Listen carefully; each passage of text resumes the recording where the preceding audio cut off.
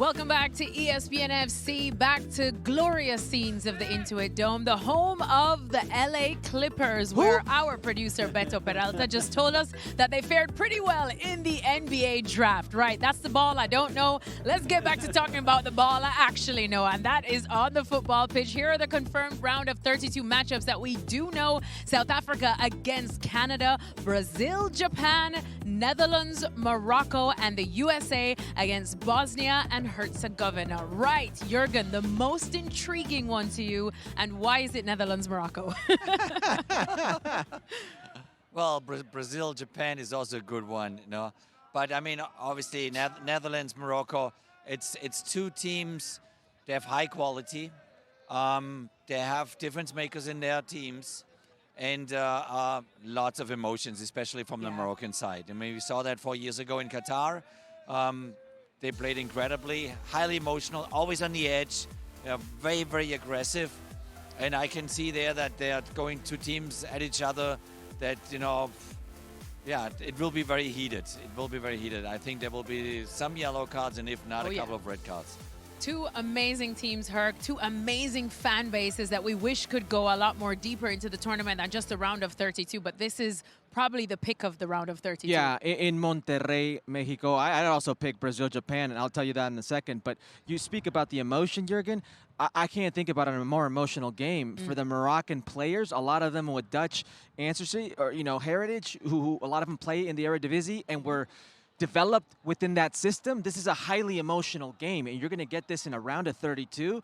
It should be a quarterfinal. That's how good this matchup is. You've got two great fan bases, two great football teams at the moment, one traditional power, one team that has turned the world upside down since Qatar at all levels. The men's and women's side, from the U23s all the way down, they have been consistently on the winning end.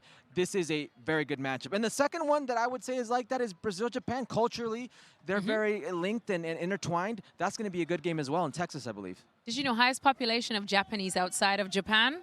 In Brazil. What does this girl not know? A lot. Jermaine, of course, for you, it's almost a sin that we're going to have to say goodbye to either the Netherlands or Morocco in the round of 32.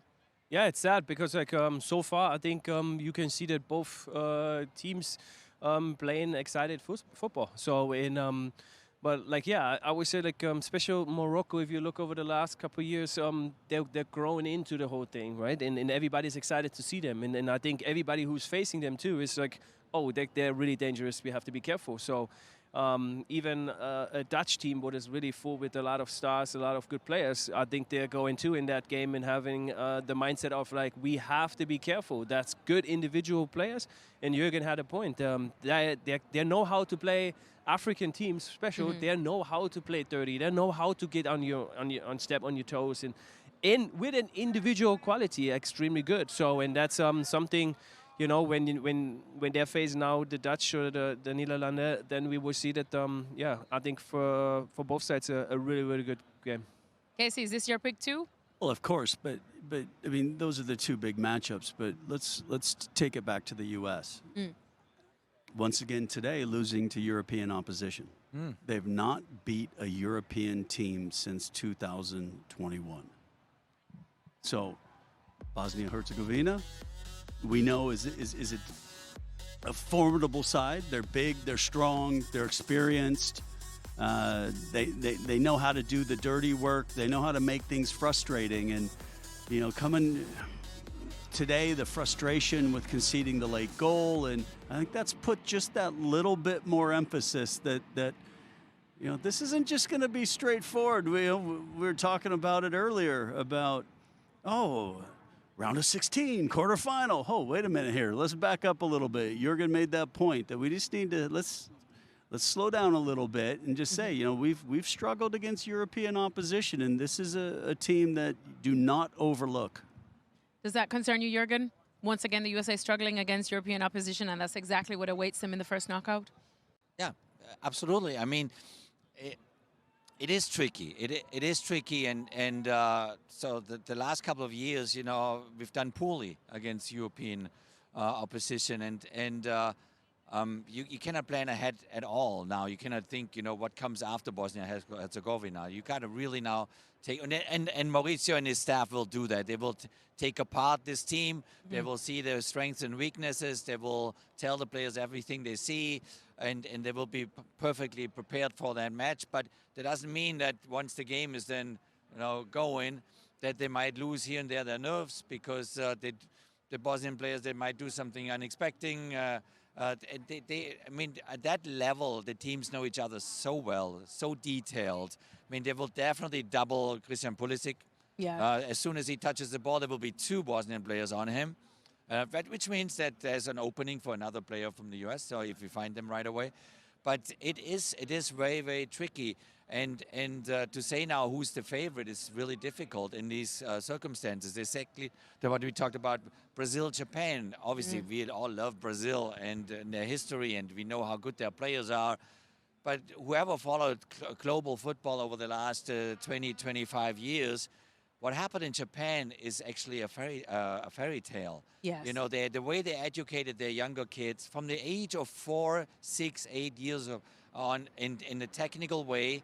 They learned basically to solve all the issues on the field through technical play, through passing on the ground, because they're not the tallest. So they figured out, so we're not winning those battles in the air, but we can play out of the back, between the lines. We are constantly on the move.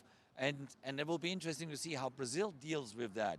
Because in the last World Cups or bigger competitions, Japan was always there to create big upsets. Just a quick one too, Herc. South Africa, Canada. Yeah, South Africa, Canada is going to be a great matchup for the Canadian men's national team. They lucked out because it could have been South Korea in Los Angeles. Massive South Korean population here in LA. They would have been the visiting team. Now they're going to have a spirited team in South Africa who grew into this tournament. But they are still going to be favored there. If I may, really quickly, Bosnia and the United States men's national team, styles make fights. This is a great stylistic fight for the U.S. men's national team. I think this is something that lends them to be favored, and rightfully so, in this matchup. And if they can take anything away from how the Canadian men's national team played against Bosnia, if you are intense, if you are explosive, you press them, they don't have the ability to run beyond you. You can really hurt them. Right. Well, it's that time of the show once again where we have to say thank you and goodbye to our Herculez Gomez. Herc, thank you so much, as always. This is your favorite moment. No, I said it's just once again the moment. We're actually sad, but...